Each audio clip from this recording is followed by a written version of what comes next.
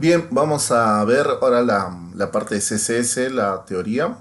Y mientras voy explicando un poco la teoría, vamos a ir viendo algunos ejemplos.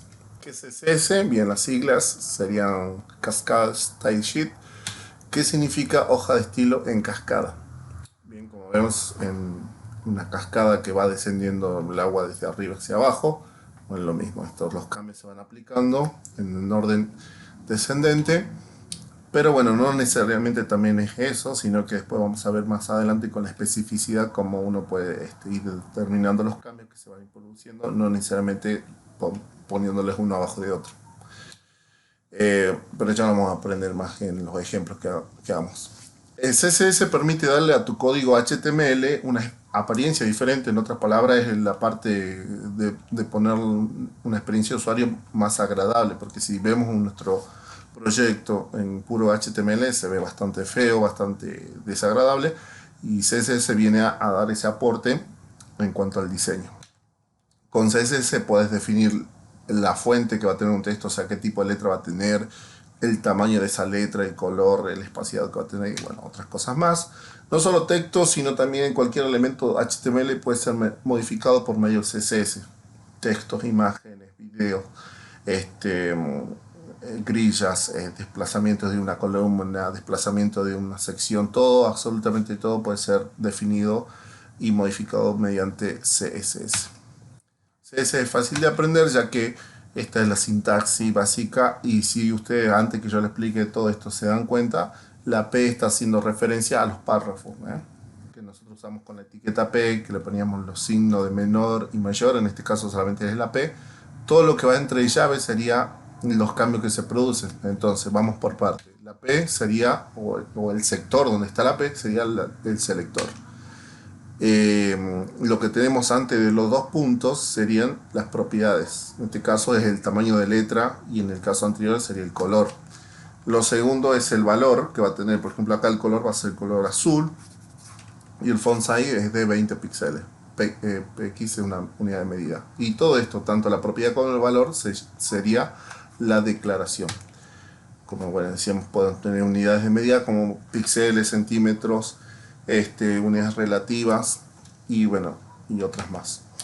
Hablando de esto de unidades, CSS tenemos, bueno, píxeles, unidades em, rem. Otras propiedades de CSS que puedes definir como unidades son padding, o sea, el padding sería el relleno que tiene un elemento, el margin ese es el margen que tiene un elemento, el weight es el ancho, el height también puedo definir cuántos píxeles, cuántos centímetros tiene, pero siempre nuestra manera de manejarnos va a ser entre píxeles y rem, unidades relativas, ya vamos a explicar bien por qué. Existen unidades fijas como píxeles y centímetros y relativas con un valor variable que serían las unidades rem o em también. Entonces, un píxel siempre va a ser fijo. Si yo digo algo que va a tener 12 píxeles, o va a ser 12 píxeles en cualquier tipo de pantalla. El problema es que cuando yo veo una letra de 12 píxeles en un celular, se ve bien grande, está bien, digamos, se ve en un tamaño correcto. Pero si esos mismos 12 píxeles yo lo veo en un televisor de 4K o en una pantalla mucho más grande, entonces se ven también 12 píxeles, pero ya como la pantalla es tan grande, el texto ya se ve pequeño, entonces ahí ya tenemos que usar medidas relativas. Por eso vamos a acostumbrarnos a usar rem y no píxeles. Colores en CSS. Bien, en CSS puedes definir colores en base a su nombre, pero también por su valor hexadecimal, RGB y HSL. Bien, antes de avanzar con colores, vamos a ver un pequeño ejemplo entre rem y píxeles para que me entiendan un poquito antes de seguir avanzando. Lo que voy a hacer es irme al proyecto que estamos trabajando la última vez con HTML, mi carpeta personal, M1, clase 1 trabajo, abrir con Go. Bien, acá se abre todo lo que tenemos y lo que voy a hacer es primero que nada crear una carpeta CSS y acá dentro de esa carpeta CSS vamos a crear un archivo styles.css. Bien. Entonces yo tengo acá mi hoja de estilo y tengo mi archivo index. Entonces, ¿cómo puedo acceder? Porque ahora tengo que acceder desde el index, tengo que poder acceder a la CSS, entonces lo tengo que linkear y para eso uso la etiqueta link. Ya tengo una etiqueta link que tiene el formato CSS, entonces acá simplemente en el href le cambio y le pongo CSS barra y ya me toma la ruta, ¿no? Ahí está, ya tengo linkeado. Bien, esto lo voy a abrir con el live server, así podemos tener una vista previa de lo que vamos haciendo. Bien, perfecto, tienda muebles, bien. Entonces ese tienda muebles es un H1, de acá. Entonces yo voy a ir acá a H1. Le voy a dar un font size de 3 rem, suponete. 3 rem. Guardo los cambios y cuando voy, y aunque aumento más, si no me lo creen, puedo poner un font size de 10 rem. Y ven, tiene una bola, está súper grande. Ahora esto, si yo voy, esto, bueno, un poquito nos había explicado, esto es para inspeccionar los elementos, para poder analizar cómo se está desarrollando. Yo puedo hacer un clic derecho en la página y darle en inspeccionar. Otra forma es presionando la tecla F12. La tecla F12. Bien, entonces cualquiera de las dos formas, yo entro y puedo ver el código. En este caso estoy en el header y ahí está el H1, tienda mueble. Y acá dice font size 10 rem. Entonces, lo que nosotros tenemos que saber es que el font size, a ver acá, se figura. Bien, acá está. El font size que yo tengo es 160 píxeles. Fíjense acá, en esta nosotros por defecto tenemos siempre la pestaña Style, después está la pestaña Computed, que es como para ver todas las propiedades que está teniendo mi clase, mi elemento en ese momento. Entonces, font size, por ejemplo, dice que es de 160 píxeles. Entonces, si agarro, yo en vez de decir font size de 10 rem, pongo 160 píxeles acá y guardo los cambios, fíjense en que es exactamente el mismo tamaño. Y cuando voy a Style, dice 160 píxeles. Esto quiere decir que, para entender un poquito, que lo voy a poner como un comentario acá, un rem es igual a 16 píxeles. Porque si yo hace rato puse 10 rem y fue igual a 160, entonces 10 por 16 igual a 160. Si no me creen esto, entonces puedo poner, para ser más claro, puedo poner un rem y ver qué me devuelve mi computer. Voy a ver a la vista, mientras tengo seleccionada H1, voy a Computed y fíjense que tengo font size de 16 px. Hay un error que acabo de darme cuenta que cometí y creo que es la visualización. Déjenme un momento cambiar acá el tamaño, porque ya que estamos grabando el video, la idea sería que sea bien grande el texto. Perfecto. Ahí está. Bueno, está bastante grande y cuando voy acá al tienda mueble, voy a inspeccionar esto.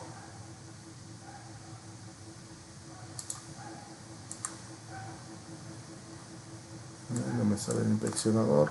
A ver, déjame. Bien, ahí me salió la inspección. Entonces estoy en el H1, perdón, sería en el H1, tienda mueble, y voy a Computed. Y acá en Computed le pongo font size para saber cuál es el tamaño que está usando. Y me dice 16 píxeles.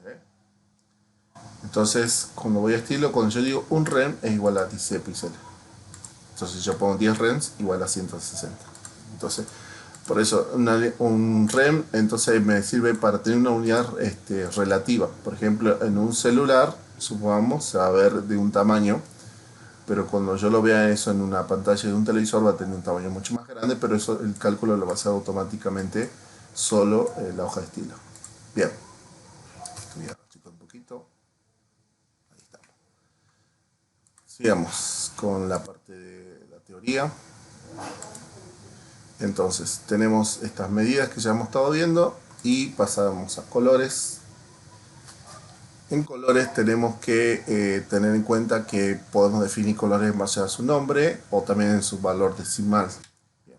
En cuanto a los valores, existen una serie de colores y nombres que CSS soporta, tales como black, white.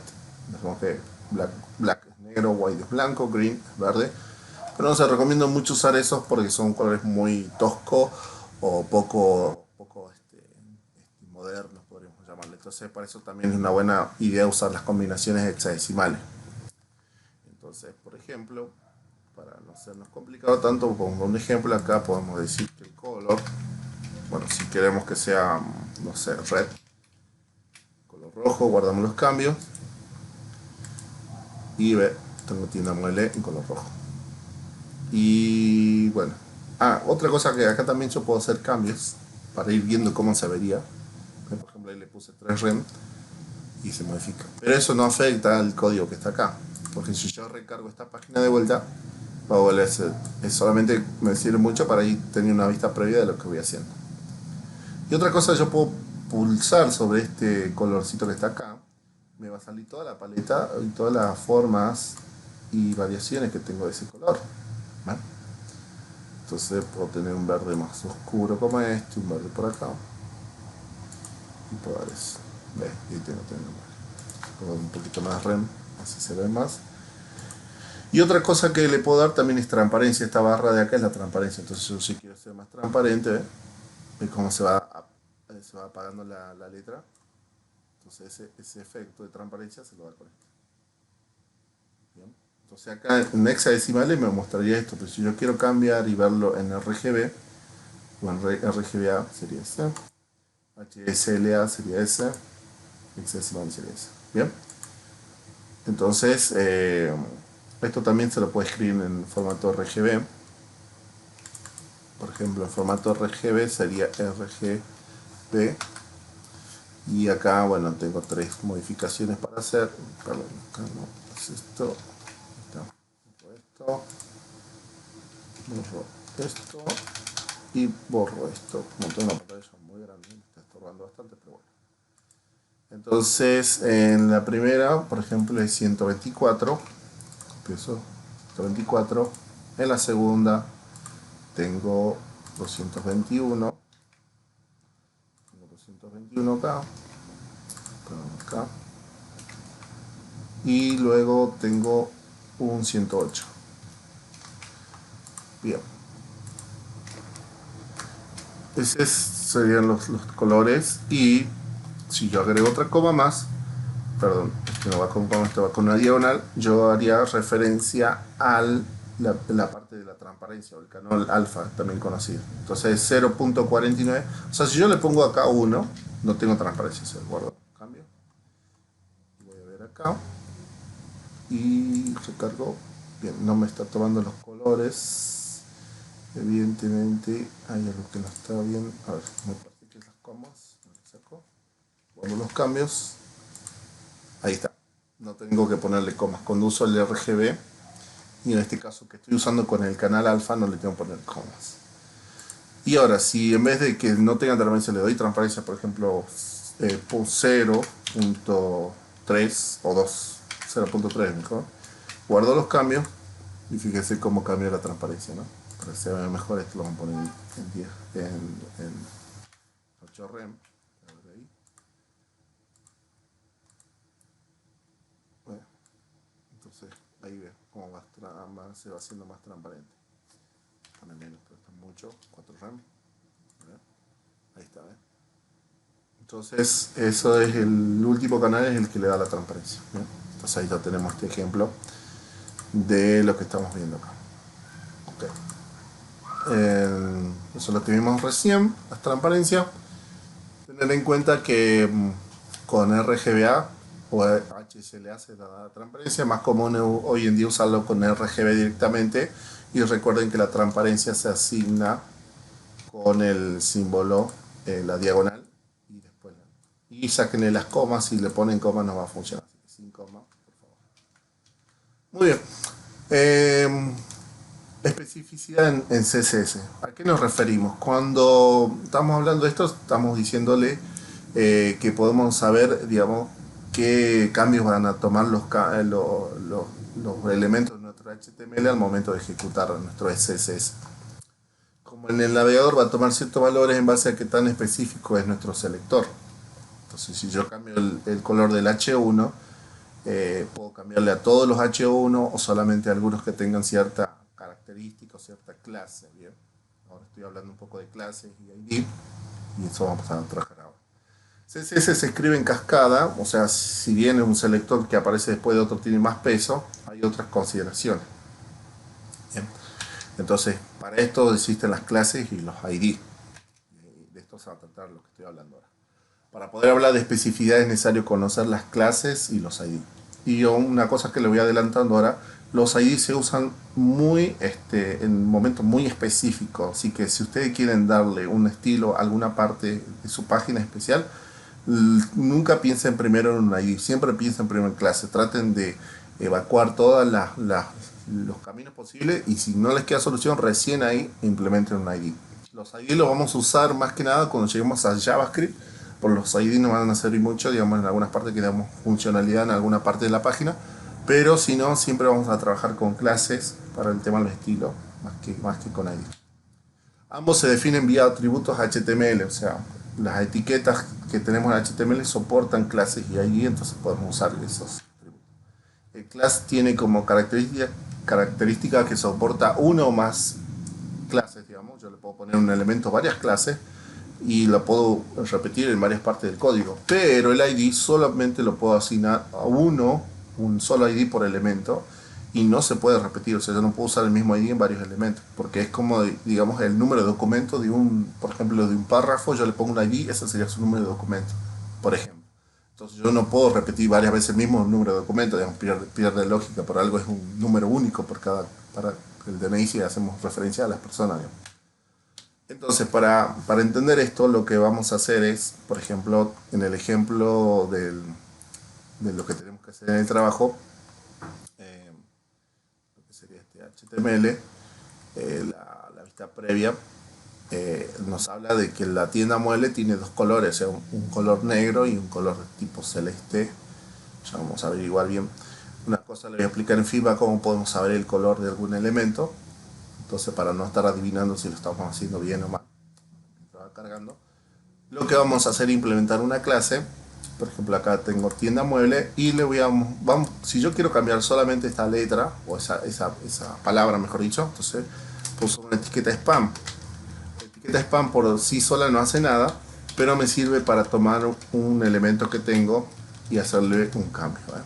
Entonces acá yo tengo el H1 y adentro puedo tener un hijo que sería un spam que hace referencia a esta palabra mueble. ¿Bien? Entonces yo podría poner en este H1, poner una clase que haga referencia a este título, entonces podremos dar que sea el nombre del sitio, guardo los cambios, ahí ya cargo todo, perfecto. Vamos a subir más acá, ahí estamos. Muy bien, entonces acá lo que yo puedo hacer es ver cómo es el color puedo hacer un zoom, mueble, quiero saber qué color es.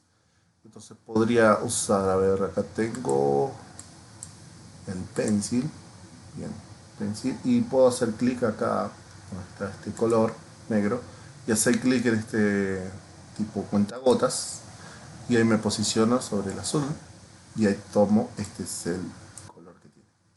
Entonces copio, clic derecho copiar, o control C copiar, y ahora me voy. Acuérdense que al H1 le puse el nombre sitio, entonces acá vamos a borrar todos estos cambios que hice acá y le voy a poner color, y para poner una hexadecimal pongo el símbolo de gato, el símbolo de numeral, de los buscadores, símbolo de gato, me quedo grabado eso. Y ahí ya tenemos, ¿ves? Pero se aplicó el cambio tanto a tienda como a mueble. Si yo quiero aplicar solamente a mueble, pongo spam, guardo los cambios y ahora fíjense que tienda es negro y mueble color celeste. Bien, entonces fíjense que si yo saco este spam y dejo así solamente, este tiene un selector de 001, y si yo pongo spam, la especificidad se obtiene mientras yo posicione por encima del cursor del selector y ahí me dice, tiene una especificidad de 002. Pero recordemos que acá estamos usando una clase. Entonces en vez de usar el H1, yo podría acceder a la clase. Entonces la clase es, cuando yo escribo una clase en HTML, yo accedo con el punto. Tengo que poner un punto y acá pongo nombre sitio. Guardo los cambios, fíjense, y me genera todo en negro. Ok. Entonces si yo quiero tener en color celeste solamente el spam, entonces el nombre sitio es la clase y después accedo a un spam. Sería a una etiqueta spam. Y, a ver, nombre sitio puse. Acá se me pasó una N. Fíjense esas letras. Ahí está, ¿ves? Siempre tienen que tener en cuenta cómo escriben, pues si no va a generar un error. Tienda molde. De esa forma ya estamos usando la especificidad y si yo posiciono, yo tengo una especificidad de 1 y 1, que sería una especificidad de 2. Entonces, cuanto más llegue a este número alto, cuanto más claro voy a hacer. Ahora, si en vez que sea una clase, quisiera que sea una ID, entonces acá en vez de class pongo ID, ¿ve? Y acá en el CSS en vez de punto voy a usar un signo numeral. Guardo los cambios, guardo todos los cambios, control KS me sirve para guardar todos los cambios, o sea, varios archivos. Pero recuerden, primero tengo que presionar control K, soltar todas las teclas. Acá le va a salir un cartelito que dice, bueno, ya ahora estamos esperando. Bueno, ahí se desactivó, pero si yo vuelvo a hacer control K de vuelta, me dicen, está esperando. Y ahí recién presiono la S y ahí se guardan todos los cambios que yo tenga en mi proyecto. Y fíjense cómo se aplicó el cambio, está bien ahí. Y si voy acá y posiciono mi cursor, dice la especificidad es de 101. O sea, tiene una especificidad muy alta, porque el primer elemento es en la parte más alta, pues este es para los ID. Este es para las clases y este es para los elementos, o sea, las etiquetas. Entonces yo tengo algo que es muy específico. Pero, de todas formas, siempre dije, primero piensen en clase y al último recién van a pensar en ID. Ok. Nos toca hablar ahora de Box Model, o sea, el modelo de caja, y en CSS todo es una caja. Pero como sea esa caja y qué medidas posea, depende de 4 cosas. O sea, esa caja puede tener una medida y puede ser de una forma y depende de 4 cosas. La primera es el contenido que tengo yo. Si tengo un texto, tengo un párrafo de 20 palabras, de 1000 palabras, entonces el contenido. Después está el padding, que sería el relleno que puede tener esa caja. Luego está el borde y finalmente el margin, que sería el margen. Bien, entonces puedo tener eso: el padding, el borde, el margin y el contenido. Al agregar alguna de estas propiedades podemos obtener un resultado no deseado. Al aplicar el box model todo puede tener más sentido y ahora también les voy a mostrar un poquito cómo sería, qué sería ese problema cuando me refiero a un resultado no deseado y cómo se puede corregir. Bueno, vamos primero con la explicación de a qué me refiero con modelo de caja. Vamos a tomar, por ejemplo, algún P que tenga por acá. Sobre nosotros tenemos un P, un texto ahí. Bien, no voy a hacer nada, no voy a cambiar nada, directamente me voy a ir acá. Esto voy a achicar un poquito más, así se ve. Ahí está. Sobre nosotros está por acá. Hago un clic derecho, inspeccionar, para que inspeccione este texto, este P. Yo sé que es un P, ahí está. Y si yo mantengo encima el cursor de la P, fíjense cómo se marca en la pantalla, donde está el texto, dice 1065.71 píxeles por 36,57. O sea, esto sería el tamaño de este P, de este contenedor. Y la línea anaranjada, o las barras anaranjadas que tiene hacia arriba y hacia abajo, eso nos hablan de los márgenes. ¿Cómo puedo saber eso? Yo tengo acá el P y acá dentro está el bajo hasta el último. Alguna vez hay muchos elementos, pero acá voy hasta el último y acá me aparece esto. Este primer cuadrito hace referencia al contenido. Bien, fíjense que yo me posiciono ahí y es todo el texto que yo puse. El siguiente es el padding, pero como no tengo padding no tiene nada. Fíjense que ahí no aparece ningún color verde. Solamente acá en la imagen, pero no en la pantalla del HTML. Después en el border no tengo nada tampoco porque esta caja no tiene borde. Y después en el margin sí me aparece. Y fíjense que un P por defecto tiene 16 píxeles hacia arriba y 16 píxeles hacia abajo de margen. Más si no lo creen, pueden hacer doble clic acá y empezar a subir para arriba con la flechita y fíjense cómo va aumentando el padding. Entonces 16 por 16. Bien. Esto sería el modelo de caja, por eso casualmente una caja. Entonces apliquemos todo el borde. A ver, le ponemos un borde. Ya que estamos, le ponemos un borde acá. Un borde de 1. No, claro, tengo que ponerle un borde. A ver si me sale. Claro, parece que tengo que aplicar algunas cositas más, pero vamos a actualizar eso. Vamos a actualizar. Y en lo que vamos a hacer a esta P, vamos a aplicarle todos los elementos para que se pueda hacer más visible. Entonces vamos a poner P, border, y podemos poner de esta forma un PX solid red. Entonces de esta forma yo estoy diciendo que va a tener un border que va a tener de ancho un píxel, que va a ser sólido, o sea, no va a ser punteadito, va a ser una línea recta y de color rojo. Entonces si yo guardo los cambios, no sé si guardé los cambios, y ahí está, ¿ve? Ahí está mi borde. Entonces voy a la etiqueta P que tenía sobre nosotros y voy acá a la parte final y ahí sí tengo el border de 1. Entonces ese border puedo aumentarle y el border superior va a ser más grueso. Bien. Entonces el margen es lo que yo me separa del contenido externo. Contenido externo yo me separo. Y el padding es el interior. Por ejemplo, si yo le doy padding de arriba, acá,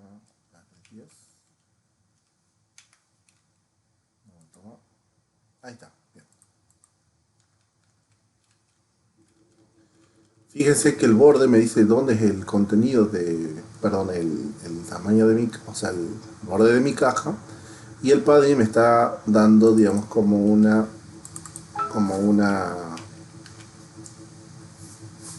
a ver, tenemos 16. ¿Ve? Voy a poner 26 igual que el otro. Ahí está. Mientras el margin es mi separación externa, el padding es mi separación interna. Entonces acá también le voy a dar de 26 y acá también le voy a dar de 26. Fíjense, ¿ve? Entonces, ¿cómo queda mi texto? ¿Ve? El contenido queda más separado. Pero ahora, eh, todos estos valores se van sumando, digamos, se van aplicando y se van tomando en cuenta, digamos, a la hora de tener un bloque de texto. Y ahora, el tema de lo que deseamos que podamos tener cambios, que no es lo que esperamos, es que, por ejemplo, bueno, este P está ocupando todo el espacio de la pantalla. Yo quisiera que este párrafo ocupe solamente 200 píxeles, por ejemplo. Entonces podría ir al P y decirle, tu white, o sea, tu ancho va a ser de 200 píxeles. Bien, guardo los cambios y cuando voy a ver acá, fíjese, bien, aparentemente se hizo más chiquito, digamos, el cuadro del texto. Aparentemente está perfecto, pero fíjense si vamos acá, el mismo style, bajamos para abajo. ¿Cuánto era el ancho que yo le había dado? 200. Bien, pero fíjense todo el otro tamaño que está teniendo. Es más, si yo me posiciono acá, fíjense, me posiciono acá en el P, me dice, no sé si llegan a ver la parte superior donde dice P igual a 254 por 200.29. 254, fíjense, está ahí arriba donde dice el texto, acá donde dice sobre nosotros. Yo voy a pulsar esto y va a salir eso. Otra forma también es haciendo clic en esta flechita y yo clic sobre un elemento. Por ejemplo, el P, dice el P tiene 254 de ancho. Recuerden que estas dos medidas, la primera parte hace referencia al width, o sea al ancho, y la segunda hace referencia al height. En este caso yo no le di una medida height exacta, perdón. Eso lo calculo solo, 200.29. Pero si yo le dije el width sea de 200, porque acá me dice 254. Entonces, acá sería bueno sacar una calculadora para que podamos comprobar efectivamente qué está pasando acá. Bien. Y nos quedamos con esta parte de acá. Yo tengo 200, bien. O sea, 200 sería mi ancho. 26 y después tengo 26 de padding y después tengo uno de border y de margen no tengo nada acá. En esta parte tengo sí margen para arriba, pero para el costado no tengo nada y para el otro costado nada. Entonces yo tengo 26. Entonces 26. Y acá también tengo uno. Perdón. Primero que nada tengo que sumar el contenido. Entonces yo tengo 200. Entonces primero que nada tengo 200. Bien. Y acá 200 más 26. Perdón, más 26. Y más... acá. Así, ¿está bien? 200 más 26 más 1 sería 227. Pero recuerden que estos 227 de este costado, ahora si yo sumo otros 26 y otros 1, entonces acá pongo más 26 más 1, ahí tengo los 254. ¿Ven? Esos dos famosos 254 que estoy teniendo acá. Esos 254 es porque esto está haciendo esta suma de acá y de acá. Entonces yo es como que tendré que después bajar acá los padding, bajar todo para que estén en 200. Entonces sería un problema bastante grande. Para eso se inventó una solución que la hizo uno de los creadores de Google, uno de los que trabajó en ese proyecto, que es Paul Irish. Entonces, es más, yo no sé cómo aparece en sus máquinas, pero cuando yo pongo Paul Irish, ya me sale esta primera página, paulirish.com, Boxeasy, FTW. Entonces, si yo hago clic acá, acá hay una solución que le inventó para poder solucionar este problema. Entonces, copiando este código, todo este código, copienlo y este cambio lo ponemos acá siempre. Esto se pone al inicio de toda la hoja de CSS. Guardo los cambios y acá les que está diciendo, está aplicando la propiedad del box sizing, el box sizing. Entonces, ¿qué es lo que hace este box sizing? Lo que hace, en otras palabras, es que todo lo que yo estoy trabajando se adapte al tamaño que definí. Por ejemplo, yo dije que el P va a medir 200, ¿no? Ahora fíjense, cuando voy acá y hago clic en P, mire, ahora el Y es de 200. Entonces, si se fijaron bien, 200. Entonces ya lo tengo corregido. Entonces, incluso acá, como yo lo he dicho que tenga 200, entonces acá ya no es 200, acá hay 172, porque más 26 más 1, más 26 más otro 1. Y miren, incluso acá ya le sacó el padding para que no lo tenga ahí. Aunque ese padding no sé si ya estaba, lo habíamos puesto. Claro, ese padding no va. Ahí ya lo actualicé y ahora está bien correctamente. Pues yo no había ni puesto ningún padding, yo había puesto solamente un border, nada más. Bien, entonces ahí tengo 198 más 1 más 1, 200. 198 más 1, 199. 199 más 1, 200. Y ahí yo tengo un 200. Entonces de esa forma uno puede trabajar tranquilamente sin molestarse por los márgenes o los padding que vamos teniendo. O sea, gracias a la solución de Paul Irish. Ejemplo de box model, entonces resumiendo sería, yo tengo el contenido, eso me define un tamaño, luego yo tengo el padding, eso me define el espaciado que va a tener ese contenido interiormente. Después voy a tener un border que puedo elegir o no, si quiero tener un border, entonces puedo ponerle un border a toda mi caja que estoy armando, y luego el margen, que es el margen, mi separación externa, o sea, con los elementos que están afuera.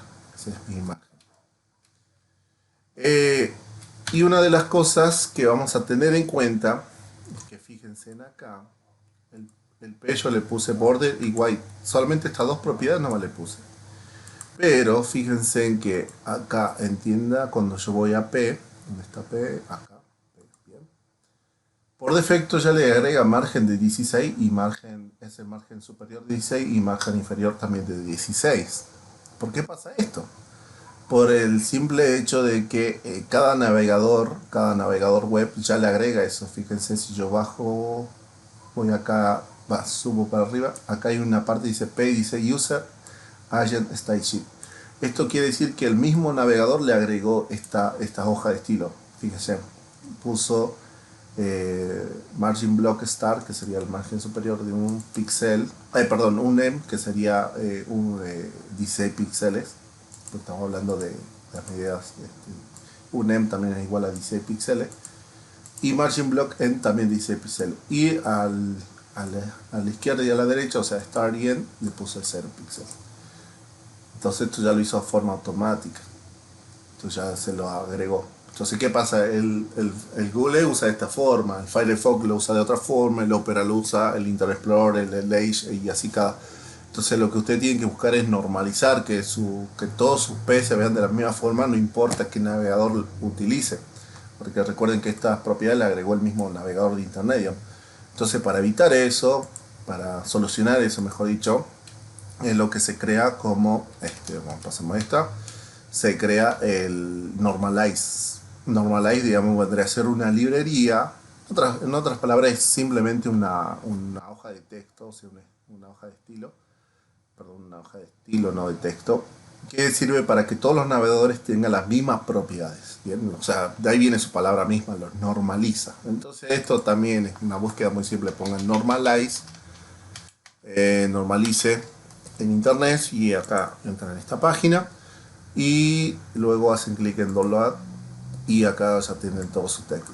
Todo este sería la hoja de estilo. Entonces, ¿qué hacen? Simplemente pueden presionar la tecla control y la tecla A y ya selecciona todo, para no estar seleccionando uno por uno. Clic derecho, copiar. Bien. Entonces acá en CSS, en la carpeta, hacen un clic derecho y crean un nuevo archivo que se llama normalize.css y ahí pegan ese archivo. Bien.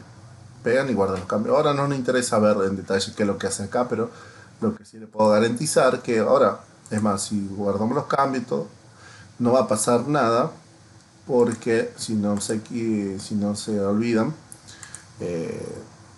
yo acá en el index solamente tengo linkeada la hoja de style, la que yo tengo, pero no tengo la de normalize. Entonces lo que puedo hacer y lo que tendré que haber hecho es linkear esa. La hoja de normalize siempre tiene que ser la primera de CSS que tiene que estar. Entonces no la vamos a poner acá abajo porque se trata de que primero me normalice todo mi estilo y después recién yo aplico mis estilos personalizados.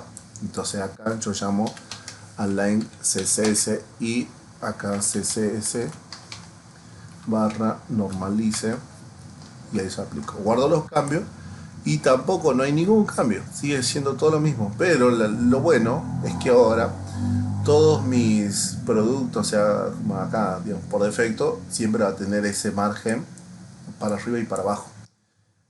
Entonces no importa qué navegador yo use, siempre voy a tener los mismos. Entonces, aunque ahora no hubo un cambio, pero lo que sí me está garantizando es que lo que yo veo en el Google Chrome va a ser lo mismo que voy a ver en un Internet Explorer y en un Firefox y en cualquier otro navegador. Bien, entonces para eso nos funciona Normalize. Continuando con la presentación, tenemos luego de esto la manera de display, o sea, cómo se muestran los elementos en CSS. Todos los elementos en tu HTML ya tienen un display por defecto y algunos elementos comparten display mientras otros tienen uno diferente. Bien, para hacer entender esto un poquito, si vamos acá a nuestro mismo código, lo estuvimos viendo, fíjense que esto, el A, se pone uno al lado del otro, pero el P o el M1, perdón, donde hay una etiqueta P, pero supongo que esto, yo lo reemplazo por P, entonces yo acá, podría poner esto, o haría uno solo nomás, acá cambiaría por P, y también este de acá lo cambiaría por P. Inicio y nosotros. Guardo los cambios y fíjense que inicio y nosotros están, y incluso tienen un recuadro rojo porque si se acuerdan a los P yo le puse que tenga un borde. Bien. Entonces fíjense que este se muestra uno abajo del otro y este se muestra uno al lado del otro. ¿Por qué? Porque si yo selecciono el P de este de inicio y que me voy acá a display, ¿qué propiedad tiene display? Tipo block. O sea, los bloques se ponen uno abajo de otro. Y si voy a la etiqueta A, hago clic acá en la etiqueta A y me voy acá abajo, y donde encuentro, donde diga display, a ver, a dónde está, color cursor, no lo tengo, pero si voy acá a computer, fíjense, voy a computer y acá en vez de font size borro esto y le pongo display y acá me dice que display tiene inline, o sea, inline, display inline. Y si ahora yo a style, a esta etiqueta A, acá nomás le hago una modificación y pongo display block, fíjese lo que va a pasar. Fíjese qué pasó con tiendas. Tiendas se puso arriba, ya no se puso al lado. Entonces tiene un display de block. Y ahora si yo le cambio en vez de block y le pongo inline, se pone uno al lado del otro. Bien. Entonces esos displays ya vienen por defecto, ya lo tiene cargado en este caso el display line block, ya cada etiqueta ya viene con su propio display. Display block significa que un elemento se colocará por debajo de otro sin importar su tamaño o qué tanto contenido tiene. Por ejemplo, era un texto chiquitito, pero igual, no importa si es texto chiquito, igual el otro elemento se va a ubicar abajo. Y después tenemos display inline, que significa que el elemento se posicionará a la derecha una vez que haya tomado el espacio que requiere. Bien, entonces eso es lo que vimos, que las etiquetas por ejemplo, la etiqueta A, todos los elementos se ponen uno al lado del otro, tomando en cuenta cada espacio que tiene. Pero bueno, después hay otras limitaciones. Para eso salió el inline block, display inline block. El display inline block permite darle un width, un height y un margin a un elemento inline, que es lo que no es posible hacer un elemento inline. Bien, ¿qué es esto? ¿Qué significa? Bien. ¿Qué elementos inline tenemos acá? Tenemos la etiqueta A, son elementos inline. No tienen, o sea, se muestran uno al lado de otro. Por ejemplo, la etiqueta P ya vimos que le podíamos dar un ancho, como acá, le dimos width. ¿Y qué tal si yo voy a la etiqueta A? A ver, acá pongo etiqueta A. Y a la etiqueta A también le quiero un width de 100 píxeles, por ejemplo. Guardo los cambios. Y cuando voy, epa, no pasó nada. Voy a hacer clic sobre la etiqueta y fíjense que dice width de 100 y no pasa nada. O sea, sigue teniendo el mismo tamaño. Porque su display ¿se acuerdan? Su display era inline. Pero si yo pongo un display inline block, sería este de acá, fíjese cómo cambió. Ahora, cada etiqueta tiene un ancho de 200 píxeles, fíjense. Perdón, de 100 píxeles. 100, 100, 100, 100, 100, 100. Cada uno de esos tiene 100. Entonces, para darle ancho, margin, height, alto, todas estas cosas, tengo que poner un display que sea de tipo inline block. ¿Bien? Entonces, de esa forma, un elemento que era inline puede tener el ancho y sus otras medidas usando el inline block. Cada elemento ya tiene un display, como hemos visto, y en este caso, cuando nosotros necesitamos modificar algo, recién lo tenemos que cambiar. Si no, lo dejamos como por defecto como tiene. ¿Bien? En otro instante del bootcamp vamos a aprender sobre Flex y Grid, que son las nuevas tecnologías para armar contenido de diseño mucho más profesionales. Bien, esto sería toda la teoría de CSS, y en el siguiente video voy a grabar cómo se resuelve la primera parte en el trabajo práctico.